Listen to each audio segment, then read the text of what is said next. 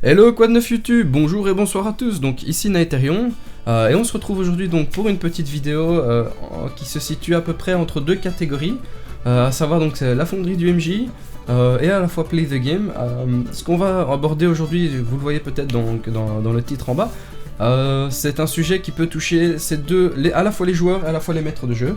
C'est quelque chose que je conseille en grande partie pour les maîtres de jeu, bien évidemment, parce que c'est quelque chose qu'ils doivent mettre en place, qu'ils doivent préparer, etc. Mais je trouve que c'est tout aussi intéressant pour les joueurs d'écouter et de voir ce que le maître de jeu va aborder pour avoir déjà une idée à l'avance, se préparer et tout simplement faire ça correctement. Je risque de tousser pendant la vidéo, je m'excuse à tous, je suis malheureusement malade. J'ai chopé la crève pendant ces derniers jours, mais voilà. Avant d'aller plus loin, donc n'oubliez pas de vous abonner à la chaîne si ce n'est pas encore fait, car le concours pour gagner donc les 3 manuels de jeu de rôle, les manuels des joueurs en tout cas, le concours est toujours actif. Une fois qu'on aura atteint les 100 abonnés, je ferai une annonce, je ferai un tirage au sort, et 3 heureux gagnants auront la chance donc de gagner le manuel de joueurs Donjon Dragon 5.0. Malheureusement il est en anglais, s'ils veulent en français je leur offrirai donc du 4.0, du Pathfinder ou etc. Je contacterai donc les vainqueurs pour choisir quel type de manuel de jeu de rôle, de manuel des joueurs ils veulent obtenir.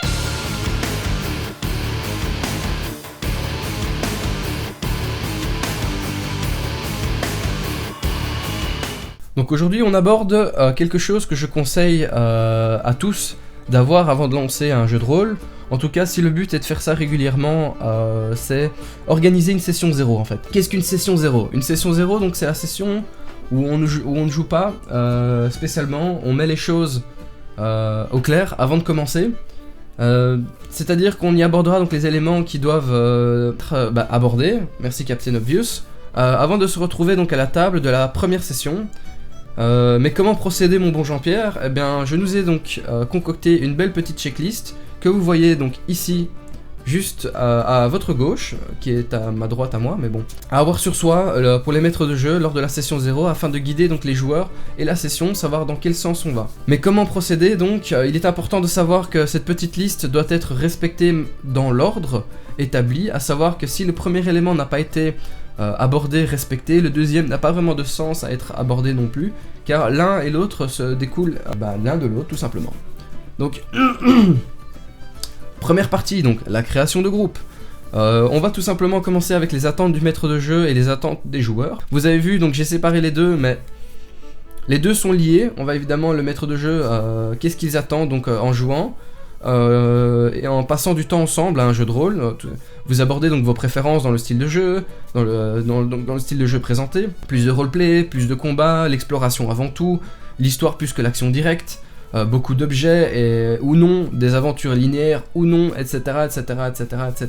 Il est nécessaire donc d'en parler avant le reste, parce que si vous sentez qu'un joueur a un style de jeu profondément différent de ce que les autres attendent ou veulent, donc il pourra se rendre tout simplement compte qu'il n'est peut-être pas fait pour ce jeu-là, ou en tout cas il ne se trouve peut-être pas à la bonne table.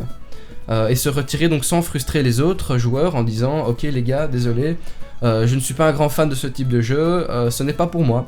Et ça permet souvent directement déterminer le type de jeu et en tout cas si le joueur va être intéressé ou pas. Lieu, organisation et logistique.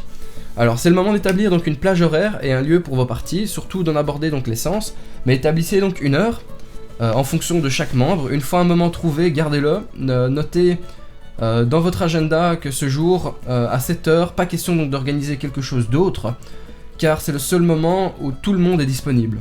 Donc trouvez une plage horaire et un timing, établissez donc un timing de début et de fin de session, afin de trouver donc la plage horaire la plus intéressante pour vos sessions de jeu. Ne partez surtout pas de cette session sans que tout le monde ait entendu et émis ses demandes à ce niveau-là. C'est la chose la plus importante à établir, en fait. Tout simplement, tout ça, toute la liste, etc., c'est la chose la plus importante à établir, à aborder et à en discuter. C'est vraiment le moment où vous devez régler ça. Deuxième partie, la création de campagne. Alors, on commence tout simplement la création de campagne par le système de jeu. Quel système de jeu vous voulez utiliser? Donjon Dragon 3.5, 4.0, 5.0, Pathfinder, Star Wars, des Genesis, peu importe. Mais les joueurs doivent savoir à quelle sauce se référencer et surtout à quelle sauce ils vont se faire manger par le jeu. Le suivant, donc thème et sérieux. Il est plus qu'important donc de savoir si le jeu se fera donc dans une ambiance déconnarde ou sérieuse. Il n'y a rien de plus frustrant en tant que joueur ou en tant que maître de jeu que de ne pas être donc dans le même registre que les autres joueurs ou que le maître de jeu, etc., etc. Si vous avez créé une campagne traitant donc de la mort ou des autres aspects sombres de la vie, avec des PNJ très complexes et sombres, Bob, votre ami qui racontera tout le temps les bonnes blagues à Toto à chacun de vos personnages non joueurs, vous fera moyennement rire, surtout s'il entraîne donc les autres avec lui en fait. Il ne s'agit pas de réfréner les joueurs, mais bien donc d'entrer dans l'ambiance du groupe, d'y bosser et en fonction du sérieux établi, ou en tout cas du sérieux qui a été traité pendant la session 0. Origine de la campagne. Déterminez donc si votre personnage ou une aventure se place donc dans un univers particulier, si c'est un scénario personnalisé ou tout simplement un pre-made. Alors un pre-made c'est quoi? C'est un scénario qui a déjà été fait, tout est dedans. Je vais vous en montrer un. Par exemple, donc pour illustrer mes propos, voici la campagne Pathfinder qui s'appelle l'éveil du Seigneur des Runes. C'est un pre-made, à savoir que en fait, l'ensemble de la campagne est composé donc de 6 aventures différentes que vous voyez ici au dos. Et en fait, le livre référence absolument tout, à savoir donc aussi bien les cartes que les héros, les personnages, la façon dont c'est établi, l'entrée de chaque donjon, les interactions à avoir, les appendices, les créatures particulières, si jamais vous rencontrez des créatures particulières, etc. etc. Ceci est imprimé, c'est-à-dire que tout était fait à l'avance. Le leveling, expliquer donc le système de montée de niveau, par point d'expérience, par aventure terminée, par palier en fonction de l'histoire. Le système de progression doit impérativement donner une idée donc de l'évolution des personnages. Par exemple, moi, le système que j'aime beaucoup, c'est mettre les héros en fonction du niveau de l'aventure que je présente. C'est-à-dire que si on commence avec une aventure de niveau 1, tous les personnages seront au niveau 1. Une fois qu'ils auront fini l'aventure, si la partie suivante de l'histoire se fait par exemple niveau 4, eh ben je mettrai tous les héros niveau 4. Donc c'est vraiment par palier ou en fonction des points d'expérience, en fonction de chaque interaction qu'ils obtiennent, ou tout simplement vous commencez peut-être déjà niveau 7. Certains maîtres de jeu apprécient énormément de pouvoir faire commencer leurs joueurs directement à un certain niveau. Ça leur évite la phase où ils se battent avec une vieille épée en mousse et une pelle qu'ils ont été chercher dans leur grange. Façon de parler. Les livres manuels acceptés. Certains maîtres de jeu donc préfèrent se contenter des livres de base pour leur campagne afin de ne pas se limiter ou réduire la diversité de leurs aventures. Parlez-en avec vos joueurs. Je sais que par exemple moi je n'accepte pas tout ce qui est lié par exemple aux écrits interdits. Je n'aime pas que mes joueurs puissent avoir accès au Find Folio, donc c'est un équivalent du Necronomicon pour ceux qui connaissent un peu l'appel de Cthulhu. Voilà, moi c'est quelque chose que je n'aime pas beaucoup parce que les joueurs ont tendance alors à s'engouffrer là-dedans, mais globalement tous les livres sont acceptés à partir du moment qu'ils sont référencés et ils sont officiellement acceptés par l'édition. Pathfinder par exemple, j'accepte tous les livres Pathfinder, c'est normal, l'aventure a été créée comme ça. Donc moi j'ai pas de limite, mais parlez-en toujours avec vos joueurs, parlez-en avec votre maître de jeu, peut-être que lui dans sa campagne, il n'accepte pas, pour parler par exemple de Skull and Shakers, la dernière campagne Pathfinder, pas de paladin, pas de prêtre, ce sont deux classes qui sont interdites. Enfin pas interdites, mais elles sont pas les bienvenues parce que c'est dans un milieu de pirates, etc. Il n'y a pas la place pour ce genre de héros là. Le support de jeu, il s'agit d'aborder donc le support de jeu. Utilisez-vous donc Roll20, des flip maps, l'oration pour simplement interagir, etc. et expliquer, des miniatures pour jouer, etc., etc., etc. Ce sont des choses que vous devez expliquer à vos joueurs. La longueur de campagne, quelle est la longueur de votre campagne? Se finit-elle en session de jeu ou en aventure? Y a-t-il donc un tempo ou un cycle à respecter? Est-ce une fin ouverte ou une aventure se terminera-t-elle par une conclusion que vous connaissez déjà dès la première session, etc., etc., etc. Il faut savoir que certaines campagnes donc se terminent de façon... Allez, on va donner un exemple. Le maître de jeu vous dit, voilà, on va faire 4 sessions de jeu pour cette aventure-ci. Au bout de la 5e session, soit vous êtes arrivé à finir l'aventure, soit vous n'y êtes pas arrivé. Et la conclusion, c'est tout simplement ça, vous réussissez ou vous échouez. Certaines autres campagnes peuvent durer par exemple 500 sessions pendant des années, tout simplement parce que le maître de jeu préfère terminer l'histoire et laisser les joueurs s'imprégner, etc., etc. C'est une autre version, c'est une autre gestion de jeu. Je déteste être malade. Troisième partie, donc la création de personnages. Nous commençons donc tout simplement par le niveau de départ. Donc à quelle étape de leur vie donc les joueurs prendront-ils vie à travers leur héros? Ont-ils une expérience derrière eux? Sont-ils de jeunes aventuriers? Établissez donc le niveau de départ de votre compagnie. C'est une discussion à avoir, en tout cas à présenter. Certains, comme je le disais, donc maîtres de jeu aiment bien commencer directement par exemple niveau 7 ou niveau 10, ce qui est déjà très avancé. Mais voilà, tout le monde ne commence pas spécialement niveau 1. Faut bien savoir que c'est intéressant, parce que certains joueurs aiment bien commencer à bas niveau, et c'est une façon d'apprendre le jeu. Mais globalement, certains maîtres de jeu préfèrent directement entrer dans le vif du sujet. Mais bon, on offre beaucoup d'éléments donc aux joueurs. Les alignements, donc quels sont les alignements autorisés ou non, afin de ne pas avoir donc l'éternel mauvais joueur qui sabotera donc toute la dynamique de groupe, et directement avoir une explication si oui ou non vous gardez les alignements et quels sont les alignements globaux. D'ailleurs, je vais une fois aborder ça avec vous dans une prochaine vidéo. D'ailleurs, vous allez voir, il y en a quelques-unes qui sont en route. Attributs et statistiques. Donc, il s'agit de savoir comment vous comptez faire vos personnages et les calculs qui y sont liés. Sont-ils donc des pré-tirés, donc des personnages qui sont déjà préétablis, offerts avec l'aventure? Calculerez-vous donc les statistiques au hasard avec les jets de dés, etc. Ou les joueurs sont-ils libres de faire leur personnage en fonction du système de jeu que vous avez établi? C'est-à-dire, si vous leur dites voilà, c'est du Pathfinder, donc vous êtes libre de faire votre personnage en fonction des livres Pathfinder. Et le joueur va rentrer chez lui, il va dire faire son personnage, etc. en fonction de ce système-là. Ni plus, ni moins. Donc équipement de départ et santé, donc déterminer donc quel type d'équipement les personnages auront droit en fonction de la campagne et de leurs origines. Par exemple, donc un milicien et un soldat de carrière ne commencent pas spécialement avec le même matériel, ni le même niveau de santé, ni le même niveau d'entraînement. Les membres de la Société des Éclaireurs, par exemple, non plus, vu qu'ils sont censés devoir s'en sortir tout seuls à travers leur aventure, donc dans la nature, et s'armer donc juste d'une corde et d'une pelle pour fouiller un antique temple. On va dire que c'est pas terrible. Ils sont censés pouvoir être polyvalents. Par exemple, le voleur ne se contentera pas d'avoir juste des compétences de voleur, il devra à la fois pouvoir survivre, il devra pouvoir faire ses propres affaires, il va devoir pouvoir crafter certains objets, etc.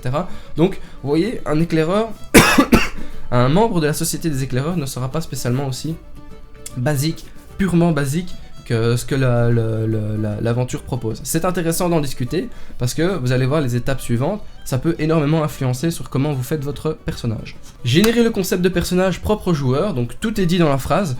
Les joueurs et le maître vont s'accorder pour déterminer quel type de voleur ou de magicien le joueur voudra jouer, par exemple. Vous générez juste un concept, vous rentrez pas encore dans les détails, vous discutez, voilà, je voudrais faire un voleur, ok c'est possible, quel type de voleur? Je voudrais quelqu'un qui manie par exemple le pistolet et une espèce de rapière, ok ça marche, moi je voudrais faire le voleur complètement caché, dans les ombres, etc. Vraiment le brigand, enfin pas le brigand, l'un c'était le brigand, voilà le premier c'était le brigand. Moi je veux vraiment faire le voleur qui veut détrousser les gens, etc. Vous voyez, il y a des concepts comme ça de personnages que vous pouvez tout à fait discuter avec votre maître de jeu, c'est plus qu'intéressant donc d'aborder ça avec lui. Mais on arrive surtout à la dernière section, et pas des moindres, à savoir donc la création de la compagnie. C'est-à-dire que on va construire tout simplement les raisons d'être de votre groupe de jeu. On commence donc par construire les liens entre les joueurs à partir donc des concepts générés de chacun. Laisser les joueurs s'accorder sur la raison qu'ont les personnages d'agir ensemble. C'est beaucoup plus intéressant donc d'aborder ça à ce moment-là, car la logique, on est autour de la table, donc on joue ensemble, n'est pas spécialement suffisante pour réellement motiver le groupe à jouer en équipe. Par exemple, vous êtes un groupe de mercenaires à la solde d'une guilde marchande, et vous avez envie de changer de voie, l'aventure vous appelle et vous êtes intéressé d'y répondre. C'est une façon de construire les liens entre les joueurs, voilà, vous savez que vous êtes des mercenaires et vous avez quelques liens. Ok, l'un est un voleur, l'autre est spécifique, il est là-dedans, machin, et vous avez une raison d'être. Étape suivante, donc le background commun. On raisonne sur la même idée qu'avant, sauf que le maître de jeu va placer des éléments précis de sa campagne. Une ville, un village, un empire, de la géographie, afin d'accrocher donc chaque personnage dans un espèce de cadre spatio-temporel. Le passif en tant que compagnie d'aventuriers qu'ils ont tous les uns avec les autres, ce sera vraiment ça le fond, la raison même de cette section. Par exemple, donc vous êtes des mercenaires qui étiez donc à la solde de la guilde Carmin, le long de la route des épices reliant par exemple Revgol et la cité de Turgut par exemple. Imaginons, voilà, vous avez des éléments, vous savez que à la base, vous êtes donc des mercenaires qui faisaient ceci. Super. L'étape encore suivante, une fois qu'on aura discuté un peu de ça, et que les gens, vous allez voir, entre chaque joueur va émettre des idées, vont discuter entre eux. C'est ça le but de cette section-là. C'est vraiment que les joueurs créent quelque chose en commun. La phase suivante, donc, c'est intégrer donc les héros donc, dans le monde de la campagne. Ça, oui, désolé, je me répète un peu. On continue donc toujours le travail, mais c'est au tour des joueurs d'intégrer leurs personnages dans la campagne avec le maître du jeu et des éléments précis. Ouf, beaucoup plus lourd. Je vous donne un exemple. Donc vous êtes des mercenaires qui étaient à la solde de la guilde de Carmin le long de la route des épices, reliant Revgol et Turgut. Un jour, vous avez accompagné donc des aventuriers fort sympathiques qui vous ont donné l'envie de parcourir le monde à la recherche donc de gloire et de fortune. Une fois votre contrat fini, d'un commun accord avec vos camarades, vous avez pris votre courage et vous êtes dirigé vers l'inconnu. Une fois que vous êtes arrivé donc à Turgut, vous avez été chez votre employeur, celui qui payait votre contrat. Au lieu de reprendre un autre contrat donc de mercenaires pour défendre une autre caravane, imaginons de la guilde Carmin ou peu importe, vous avez pris vos affaires, vous avez dit voilà, maintenant on va aller tout droit, on va aller chercher des quêtes, on va résoudre des problèmes, on va partir à l'aventure. La phase suivante, donc c'est faire les fiches de personnages. Alors là, c'est le moment où on rigole un peu moins. Attention, on va calmer directement le jeu. Ce que je conseille donc aux nouveaux joueurs, c'est de demander à votre maître de jeu de la faire pour vous, si jamais vous ne connaissez pas les filons. Pour la bonne et simple raison que c'est quelque chose de difficile et quand on ne connaît pas le jeu et qu'on veut tout simplement s'intéresser à ça, les fiches de personnages, ça prend beaucoup de temps, c'est difficile, il faut énormément de background, il faut énormément de lecture, etc., etc. Normalement, le maître de jeu est là pour vous aider, il est censé maîtriser ces éléments-là. Maîtriser est un gros mot, si vous êtes un jeune maître de jeu, évidemment, je vous invite à retravailler vos bases, même plus que de retravailler vos bases, parce que dans une autre vidéo, je vais présenter donc les choses minimales à avoir en tant que maître de jeu, et ça en fait partie. D'ailleurs, je vais bien... Ah oui, en parlant de justement futures vidéos, d'ailleurs, je vais vous proposer donc une version simple et facile d'accès, de fiches de personnages de plusieurs jeux différents, donc afin de rendre ça plus clair et plus rapide, notamment quand vous présentez une session 0, vous envoyez directement ça à vos joueurs, eux ils l'impriment ou ils le prennent, ils ont une idée grosso merdo, comme j'aime bien dire, malheureusement c'est un peu grossier, de ce que vous attendez d'eux, et en tout cas des statistiques, etc., dans laquelle vous jouez. Ça permet déjà de mettre un cadre, limite à vous mettre ça au clair après et les proposer aux joueurs. Les rôles de chacun, donc qui s'occupera du butin notamment, qui fera l'éclaireur, qui déverrouille les coffres, etc., etc., etc. Chaque personnage a le droit et même le devoir de briller dans une discipline ou un domaine. Établir qui se chargera de quoi, donc dans le groupe, qui permet donc qui s'occupe, je disais donc du butin, qui s'occupe de faire l'éclaireur dans les donjons, qui s'occupe d'ouvrir des coffres, s'occuper des pièges, etc., qui s'occupe de s'occuper de tout ce qui est magique, tout ce qui est interaction sociale, tout ce qui est etc., etc., etc. Ce sont vraiment des rôles qui ne sont pas spécialement liés purement à quelque chose de différent que je vais aborder juste dans quelques secondes. Donc on établit qui se chargera de quoi dans le groupe, ce qui permet de responsabiliser un joueur quant à leur rôle de base dans le jeu, c'est-à-dire que vraiment, je suis par exemple le barde, et c'est moi qui vais, avec mon charisme et mes connaissances, qui vais m'occuper de tout ce qui est interaction sociale. Donc le gars va jouer un barde parce que niveau roleplay, il se sent à l'aise, il aime bien ce style de jeu, et il veut jouer ce type de joueur-là. Ce type de héros-là, pardon. Rien n'est plus donc insupportable ou ennuyant que de ne pas avoir d'utilité fonctionnelle dans un groupe, et de se contenter, entre guillemets, d'agir tout bêtement dans les combats, à jeter des dés, à dire j'attaque lui, j'attaque lui, j'attaque lui. Mais tout le reste du jeu n'est pas intéressant parce que vous n'avez pas d'utilité propre. Essayez de vous trouver la vôtre, essayez d'établir votre position à ce niveau-là, pas dans le groupe. C'est le moment d'en discuter, votre maître de jeu est là, tout le monde est là, on en discute. Dernière partie donc de la création de campagne, le rôle des joueurs.